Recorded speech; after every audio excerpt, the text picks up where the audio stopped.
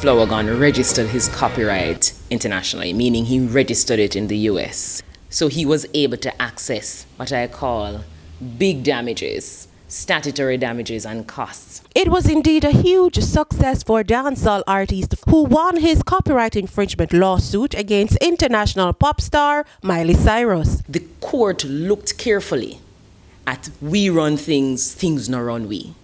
And Miley Cyrus sought to argue that this is just a Jamaican saying, and Flourgon has just put it in a song. And her other argument was that, well, it's fair use. Even if it's his, I've made fair use of it. And she wanted that disposed of at the summary judgment stage, which is on paper, on briefs and affidavits. And the court says, no, we're going to let a jury decide that. And it was shortly after that that a settlement was reached. And when you look at the court papers, you realize that her formal response to the claim against her would have been due in January of 2020. And the matter was settled just prior to that. And we might be seeing more cases like this in the near future. Though I can't say more at the moment, I have 2 serious matters with internationally recognized artists sitting on my desk, and we are planning the way forward. And so more information will be coming in those 2 matters. Overall, over the last, I would say 5 years, persons have been more acutely aware of their rights and that sampling requires permission. I know we've been enjoying sampling in the music industry overall and, just enjoying other person's works, but it's more than that.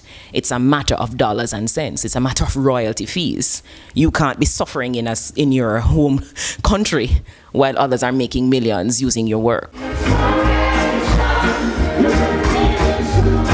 Artists should speak to one another and come up with an arrangement. Of course, in the US, they have something called compulsory licensing for cover songs. Once you're not changing the rhythm or the words, you're simply using your voice. You simply make an application to the US Copyright Office, and once you're paying the royalties, the prescribed royalties, and of course, they may ask for a statement of account, you're good to go.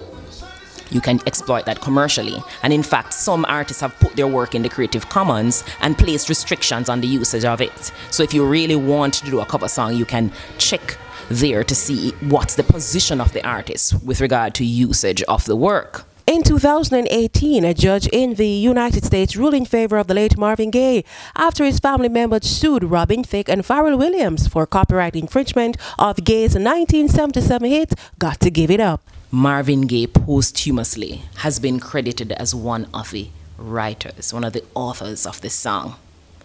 So in addition to millions in copyright damages, his estate stands to benefit from all future royalties. Beyoncé also faced a similar situation where she was sued by the estate of Anthony Barr for the use of his actual voice. So that's an example of digital sampling, use of his voice in the background. And even though he's passed on, of course, copyright exists in the life and being of the author, and now up to 95 years. And so she sought at the summary judgment stage to say, no, I've made fair use of it. And the court says, no, we will allow a jury to decide that. So it's very interesting to see what will happen in that case. I think it is fair to say that interesting times are ahead and creatives need to do their due diligence when producing. In this little island of Jamaica, we are producing material that is worth millions. I believe the time has now come. Everybody needs to realize that they're sitting on a potential gold mine. They need to be open for business. People need to know where to find you. And if they want to use your work, they have to partner with you.